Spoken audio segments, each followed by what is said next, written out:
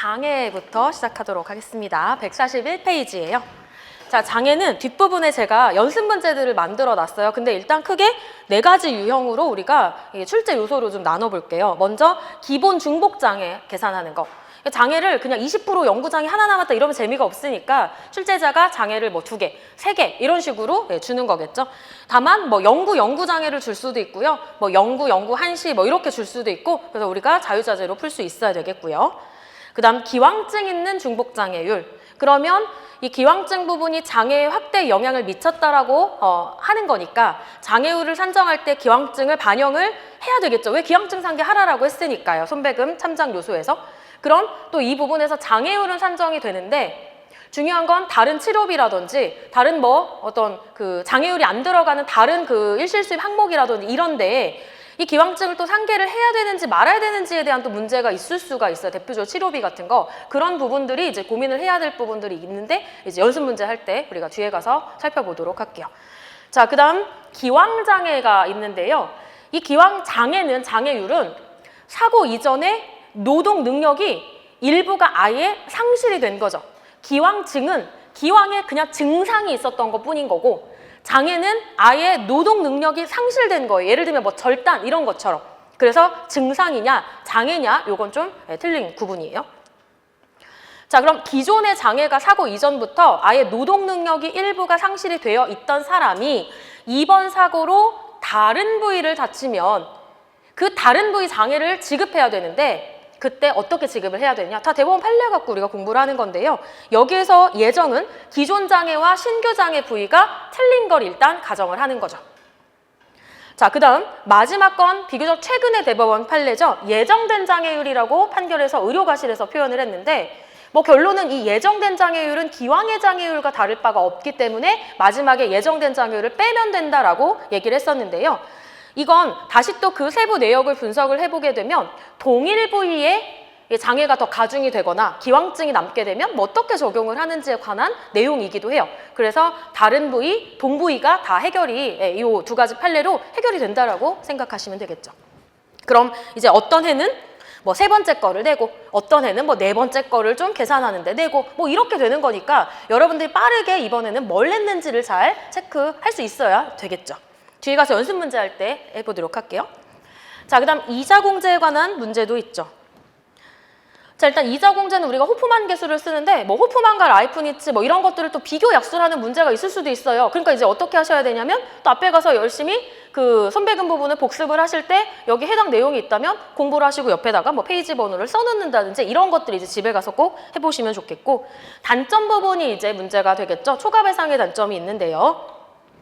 일단 이것도 지문에 따라서 개월수로 가동기간을 줄 수도 있고 연으로도 줄 수가 있겠죠. 그래서 여러분들은 주어지는 개수를 보고 판단하셔야 되는데요. 총 가동기간이 개월수로 주어지면 414개월을 초과하게 되면 H개수가 240이 넘어가니까 그때는 240을 최종적으로 제한해서 적용을 하는 것이고, 만약 연수치로 주어진다면 36년이 넘어가게 되면 H개수가 20이 넘어가요. 그럴 때는 마찬가지로 20이 최종 제한 금액이 된다라고 보시면 되겠죠. 자, 그럼 그림을 보시게 되면 이 부분을 구하려고 하는 거죠. 자, 그럼 H개수가 240이 넘어가고 있어요. 그러니까 월개수로 주어졌을 테니까 월현실소득액 곱하기 뭐 장애율 곱하기 뒤에 H개수는 어떻게 하시면 되겠어요? 우리 쓰는 방법도 연습을 했었죠. 선행 문풀 할 때 그냥 240 빼기 5 이렇게 쓰지 말고 일단은 260 빼기 5로 써놓고 나서 지우고 위에다가 240 빼기 5 이렇게 쓰기로 우리가 약속을 했었어요. 즉 그냥 235 이렇게 답 쓰지 말라라는 뜻이에요. 원래는 출제자가 원하는 내용에 대해서 간단하게라도 밑에 근거를 다 설명을 해주는 것이 좋은데 이게 시간에 따라서 또는 뭐 다른 뭐 문제 너무 난이도가 높거나 하면 다른 데 신경을 써야 되니까 뭐 이런 근거 생략할 수 있도록 아예 이렇게 과정을 다 이렇게 보여주는 거죠. 그래서 이렇게 약속을 하기로 했었어요. 답 뒤에 가서도 이런 식으로 작성을 해주셔야 돼요. 자, 만약 연으로 H개수를 출제를 하게 되면 어떻게 되는지에 관한 건데요. 마찬가지로 여기 장애 구간을 한번 산정을 해볼게요. 자, 소득은 어떻게 하시면 될까요? 연소득으로 하셔야겠죠. 당연히 단위를 맞추는 건 기본이에요. 그렇게 얘기를 드려도 월소득으로 답을 내요. 그럼 금액이 되게 작아지겠죠. 근데도 몰라요. 그래서 꼼꼼함이 정말 필요해요, 여러분. 연소득, 그리고 여기도 똑같이 왼쪽과 같이 쓰기로 했기 때문에 일단은 22 빼기 1 해놓고 22 지우고 위에다가 20 빼기 1, 즉 19를 적용을 하긴 할 거예요. 근데 19 적지 말고 이 과정을 다 보여주자라는 거죠. 그러면 근거를 크게 안 적어도 아, 이 사람이 다 알고 그 내용을 적었구나라고 이렇게 비춰지는 거죠. 결국은 19 적용할 거고 여기는 235 적용할 거고 이렇게 되는 거죠. 성인일 때.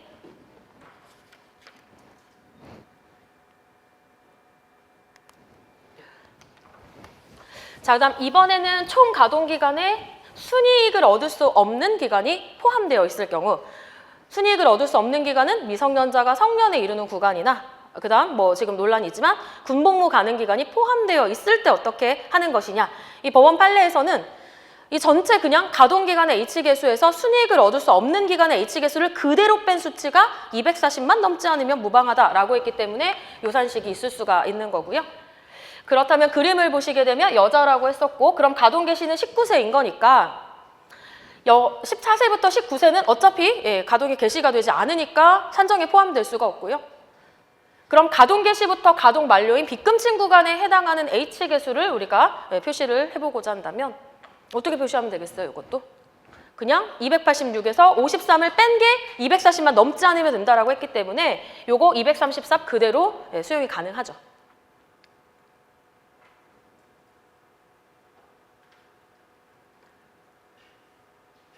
결국 앞에 성인의 구간하고 그림의 차이가 있어 보이기는 하지만 결론은 똑같은 거예요, 여러분. 앞에 부분은 성인이었기 때문에 이미 사고 1부터가 가동이 다 개시가 되어 있어서 그 전체를 240으로 제한한 것이었고 뒷그림은 빨간 빗금친 구간이 가동 개시의 기간인 거예요. 그래서 이 빨간 빗금친 구간을 240으로 제한한 것이니까 결국 앞에 그림과 똑같다라고 생각을 하시면 되겠죠. 매번 이렇게 설명을 드려도 이거 뭐가 맞아요? 뭐가 맞아요? 물어보시는데 그 내용을 이해를 못하고 하는 질문이라고 보시면 돼요. 결론은 똑같은 거잖아요. 가동이 개시가 돼서 가동 만료까지를 240으로 제한하는 것 지금 똑같다라고 생각을 하시면 될 것 같아요. 자, 그럼 이제 우리가 이렇게 손배금 산정의 요소를 봤는데 이제 전체적으로 문제가 출제가 되면 크게 면부책에 쟁점이 없거나 하면 전부 다 손배금을 산정을 잘하라라고 문제를 낸 거예요. 그럼 여러분들이 벌써 보시면 소득, 장애, H계수, 결국은 일실시산절 요 세 가지 쟁점이 있는 거니까 소득 부분에서 쟁점이 뭐라고 했지? 뭐 예를 들면 외국인 소득 변경도 있었고 그 다음에 65세 취업규칙 적용 65세 미만이면 소득이 2가지가 필요하고 이런 것도 있을 수 있고요. 또는 도시보통인부 20일, 농촌 25일, 뭐 외국인 이런 것들도 있었고 이게 머릿속에 일단은 넣고 지문을 보셔야 되는 거고요. 장애도 4가지 중에 뭘 냈을까를 생각하고 보셔야 되고요. H계수를 보기 전에 머릿속에 일단 기산점 확인 그리고 H에서 240 제한 적용 그림 아까 위에 거 아래 거를 생각하고 H계수를 보셔야지만 이게 함정에 걸리지 않고 그 출제자 의도를 잘 맞출 수가 있다는 거예요. 그래서 제일 나쁜 건 지문을 읽고 생각을 해가지고 이걸 냈구나. 이건 이미 늦어요. 그래서 여러분들이 머릿속에 넣고 지문을 보고 그래야 의도가 빠르게 파악이 되기 때문에 꼭 가셔가지고 매일 보셔야 되는 게 중요해요. 자, 그럼 산정 연습을 잠깐 몸 풀고 뒤로 가보도록 할게요. 자, 먼저 향후치료비에 이자공제 적용하는 건데 뭐 요것만 가지고 무슨 뭐 5점, 10점 이렇게 문제는 당연히 되지 않고요. 이 손액 산정 부분 중에 한 몇 점 정도 해서 한 항목 정도로 이제 들어가는 부분이죠. 일단 이 산정 방법, 장래 일정 시점마다 주기적으로 발생하는 향후치료비가 있을 수도 있고요. 예를 들면 뭐 보철비 같은 거 아니면 뭐 약물 치료비 같은 거 이런 것들은 뭐 다달이 아니면 뭐 10년에 한 번씩 이렇게 주기적으로 발생이 되겠고요. 또는 장래 1회 발생하는 것들 핀제거비 같은 거 한 번 빼는 거고 뭐 반응 성형 같은 거 뭐 한 번 정도 하는 거고 뭐 그런 비용이 있을 수 있죠. 중요한 건 공통으로 전부 다 사고일 기준으로 다 장래이기 때문에 이자공제가 필요하다라는 거예요. 다만 지문에 향추를 이자공제 수치 주지 않고요. 예를 들면 뭐 반응 성형 해가지고 500만 원이 1년 뒤에 할 예정인데 1년 후 현가라고 주어지는 경우가 있어요. 이건 이미 무슨 뜻이에요? 현재 가치화를 다 한 금액이 500이니까 이자공제 수치가 다 반영이 되었다. 당연히 이자공제가 수치가 없겠죠. 이건 그냥 500을 반영하시면 되죠. 다만 기왕증, 과실상계 뭐 이런 것들은 당연히 있으면 반영을 하시는 거고요. 그렇지 않고 이자공제 개수가 별도로 주어진다면 주어진 개수표를 가지고 여러분들이 현재 가치액을 산정할 수 있어야 되겠죠. 자, 그럼 개수표 같은 경우에는요, 우리가 호프만을 쓰니까 연이자 달리로 5%로 다 공제를 해놓은 거예요. 다만 편의상이라고 생각을 하시면 돼요. 자, 일단 일시불의 현가 개수표가 있죠. 예를 들면 1년 뒤에 10,000원이 뭐 1,000만 원이 한 번 들어갈 건데 이거 사고일 기준으로 뭐 오늘 얼마 받으면 되느냐, 화폐의 시간가치 개념이잖아요. 화폐의 시간가치가 결국 이자 할인하는 거잖아요. 그래서 이자를 할인하고 지급을 해야 되겠죠. 그래서 대표적으로 한 번 하는 것들 뭐가 있어요? 반응성형 같은 거, 핀제거 이런 것들은 일시불의 현가계수표를 활용을 주로 많이 한단 말이에요. 그러니까 지문에 그 일시불의 현가계수표가 있겠죠. 자, 그럼 1년이 0.9523이라고 하니까 1,000만 원에 0.9523을 곱하게 되면 1년 뒤에 1,000만 원은 오늘 주면 한 952만 3천 원 정도를 줘야 시간 가치가 똑같다. 이런 개념이라고 보시면 되겠죠. 자, 그 다음 연금의 현가계수도 사실은 결론은 동일해요. 연금은 뭐예요? 재무관리에서 이게 뭔가 주기적으로 이렇게 발생이 되는 것들이죠. 예를 들면 일실수익 같은 경우에도요, 뭐 한 30년 정도 남았다 한다면 1개월, 2개월, 3개월, 4개월, 5개월, 6개월 이렇게 해서 1개월에 이자 공제된 거 하나, 2개월째 이자 공제된 거 하나, 3개월째 이자 공제, 그렇게 해서 65세까지 이자 공제 다 더한 게 이제 취업 가능 월수표에서 우리가 그걸 연금의 현가계수표라고 사실은 부르는 거죠. 그래서 뒤로 가면 갈수록 이 수치들이 어때요? 다 더한 거니까 당연히 늘어날 수밖에 없겠죠. 그래서 주로 사실 이건 일실수입 산정할 때 우리가 월계수표나 연계수표로 이 연금의 현가계수표를 많이 활용을 하죠. 이걸 우리가 취업 가능 월수표 이렇게도 부르죠.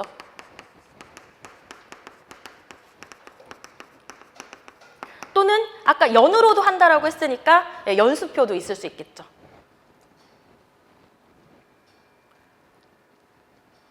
그럼 이 연금의 현가, 이 밑에는 연금이고요, 그 연이고요, 같은 거고요.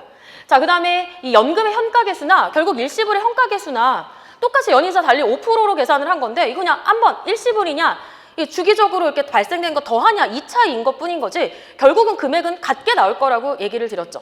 그래서 일시불의 현가계수 1년하고 연금의 현가로 이걸 똑같이 계산하려면 더 넣을 거를 빼시면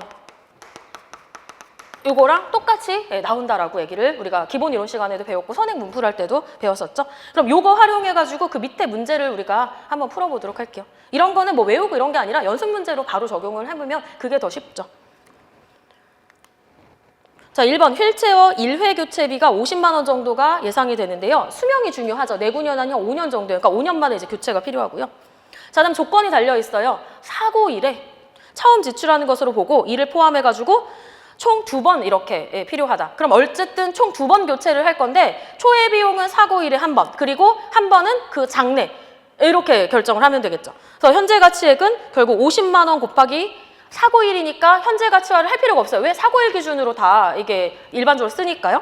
그럼 1, 그리고 50만 원은 그 두 번째 건 장래니까 0.8 이렇게 하시면 되는데 각각 하지 말고 한 방에 계산을 하시면 편하잖아요. 그냥 50만 원에 이렇게 계산을 하시면 편하겠죠.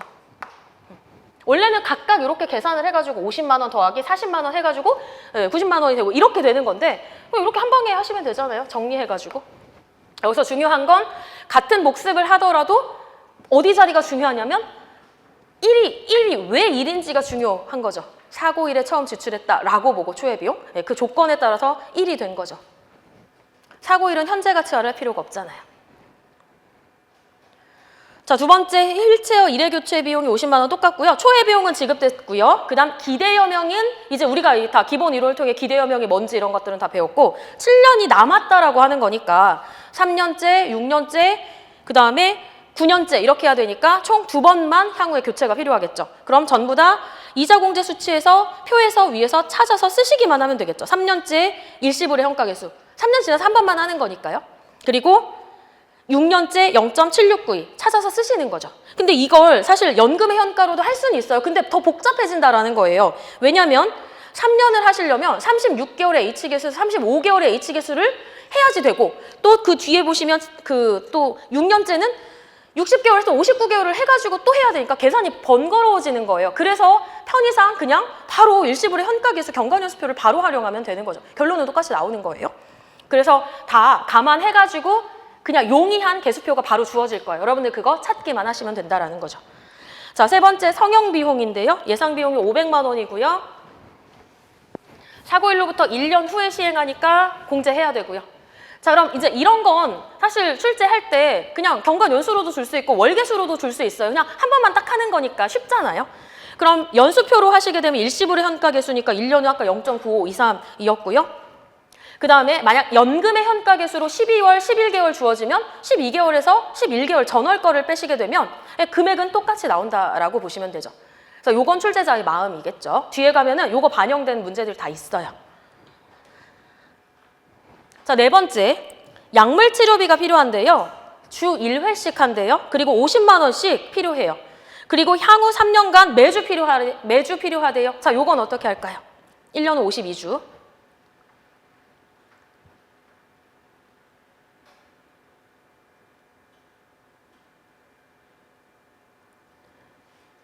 일단 1년에 얼마의 금액이 필요한지를 결정해요. 금액을 결정해야 될 거 아니에요? 50만 원. 그리고 이게 매주 50이니까 그 3년이니까 연으로 일단 1년짜리가 얼마냐를 계산을 하셔야 되겠죠. 50만 원에 1년 후 52주고 그리고 그게 정기적으로 3년 동안 필요한 거니까 3년에 해당하는 H계수를 위에서 찾으셔가지고 쓰시기만 하면 되겠죠.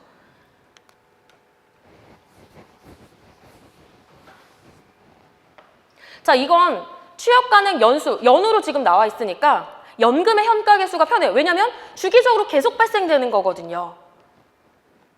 매주 계속 2.73 바로 곱하시면 되겠죠. 네, 이 문제 이 마지막 거는 사실 여기 교환에 없었는데 제가 그냥 추가한 이유가 이것도 굉장히 쉬운 건데 맨날 위에 거에만 이렇게 익숙해져 있다가 그냥 이거 별거 아닌 건데 그냥 넣으면 이걸 또 못 풀더라고요. 그 모의고사에 냈더니. 그래서 그냥 익숙하시라고 그냥 추가를 한 것뿐이에요. 뒤에 가면 또 뭐 나올 거예요. 자, 이렇게 이자 공제하는 거 한 번 정도 기출이 됐던 것 같아요. 자, 두 번째 장애율 산정 부분인데요. 자, 장애율은 약속이 먼저 필요해요. 일단 연구장애는 가동기간까지 장애가 남는다라는 거 이미 아실 거고요. 자, 그 다음 한시장애가 있을 수 있어요. 예를 들면 뭐 20%에 한시 3년 그리고 30% 한시 5년. 자, 그럼 H계수가 몇 개 필요하냐면 장애일 실습 산정할 때 H계수는 2개밖에 안 필요해요. 근데 H계수가 여러 개가 있어요. 일부러 그렇게 주어지는 거예요. 그러면 거기서 고민한단 말이에요. 왜 더 막 뭘 계산하고 있어요. 함정이에요, 함정. 한시장애 5년까지가 최종 장애가 남는 것이기 때문에 뒤에 예를 들어서 뭐 65세까지 H계수가 더 주어져 있어도 산정할 수가 없죠. 예, 더 장애가 안 남으니까요. 예, 그걸 뜻하는 거고요. 한시장애 기간까지만 H계수 넣어서 산정하라 이런 뜻이고요.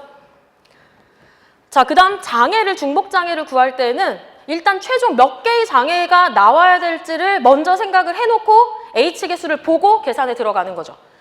예를 들면 장애가 그냥 2가지 이러면 너무 쉬워요. 그렇지만 장애가 막 3가지, 4가지 되거나 거기에 막 기왕장애 들어가고 막 한시 연구 들어가고 이러면 헷갈릴 수 있단 말이에요. 그래서 우리는 실수를 확실히 줄이기 위해서 최종 한시와 연구를 일단 구분하시면 되겠죠. 그래서 최종 몇 개 장애가 나와야 되는지를 정해놓고 그럼 그 개수가 나오면 H계수도 장애 일실수입에 반영이 될 H계수의 개수도 주어지겠죠.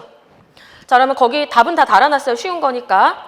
자, 1번 중복장애율의 동그라미 1번 보시면 셋 다 뒤에 아무 말이 없어요. 연구장애라는 뜻인 거고요. 한시는 한시라는 말이 들어가요. 연수. 그게 없으면 연구장애.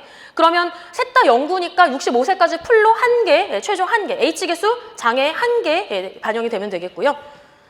그 다음에 동그라미 2번은 3년 하나, 연구 하나니까 2개를 구해야 되겠죠? 그럼 2가지 구해놨잖아요. 3년까지는 중복장애, 이후에는 20% 1개. 그럼 H계수 장애일 실수입도 2개의 H계수가 필요하겠죠. 자, 그 다음에 3번 같은 경우는 H계수가 3개, 4개 주어져 있다 하더라도 5년까지가 최종 장애이기 때문에 헷갈리시면 안 되겠고요. 그 다음 5번 같은 거 보시면, 4번 보시면 2년 연구죠. 그러니까 최종 장애는 2가지가 나와야겠죠. 2년 동안에는 3가지 중복장애가 함께 가고 2년 지나면 2년은 다 회복이 되니까 영구장애 하나만 남으니까 이렇게 최종 2개가 나오는 거 확인이 되셔야 돼요. 그래서 이런 식으로 뭐 기왕증이 있던 기왕장애가 있던 무조건 중복장애는 최종 몇 개 구할지, 그래서 H 개수부터 확인하시고 문제 들어가는 거예요. 자, 넘겨보실게요.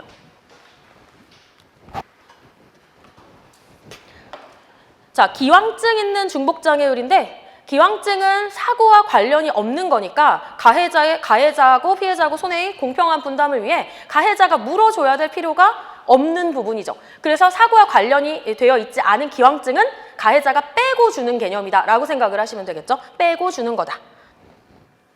자, 그럼 동그라미 1번 문제 보시면요. 뭐 기출이었는데요.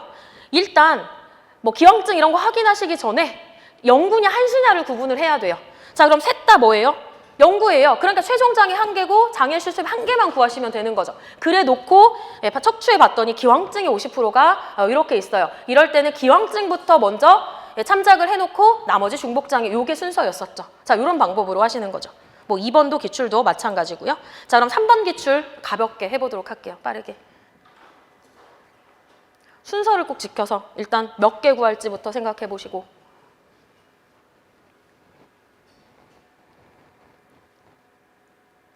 둘 다 5년, 5년이니까 최종 1개. 그리고 기왕증이 있으니까 기왕증 참작을 해놓으시고 그 다음 다 중복장애.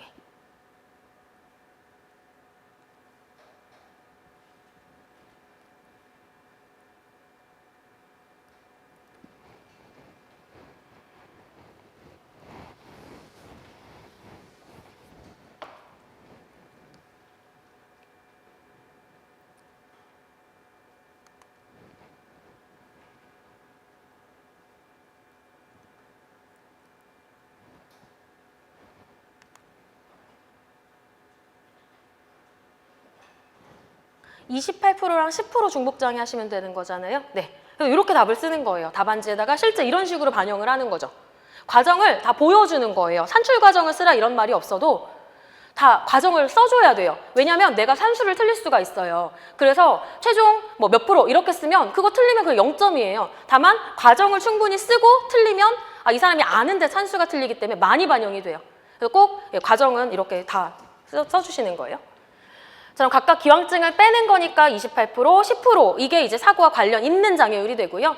그 다음 둘 다 5년 장애니까 장애가 5년까지만 함께 가고 더 이상 장애가 없어요. 그래서 최종 장애는 하나밖에 안 남겠죠. 35.2%. H 개수는 장애 하나만 반영이 되어 있을 거예요.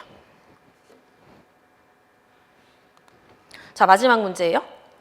자, 슬관절 20% 영구장애, 경관절 10% 영구장애니까 최종 장애는 1개일 거고요. 이번에는 사고 기여도 80%라고 해서 슬관절 20% 옆에 쓰여져 있어요. 슬관절 이 뜻은 뭔가요? 슬관절이 이번 사고로 20%의 장애가 남게 되었는데 거기에 80%가 관여했다, 사고가 관여했다라는 거니까 이 사고 관여도는 바로 곱해주시면 되죠. 즉 기왕증이 20%고 사고로 인한 비율이 80%라는 거니까 28에 16, 16%가 이번 사고와 관련 있는 비율이죠. 그럼 16%와 10%의 중복장애를 해주시면 되겠죠. 1개 이렇게 나오네요. 그래서 기왕증으로 이제 제시가 되어 있는 것인지 아니면 사고 관여도로 제시가 되어 있는 건지 이런 것도 좀 꼼꼼하게 읽어보시고 헷갈리지 않도록 하시면 좋을 것 같아요. 어쨌든 중요한 건 가해자는 사고로 인한 것만 물어주면 되는 거니까요.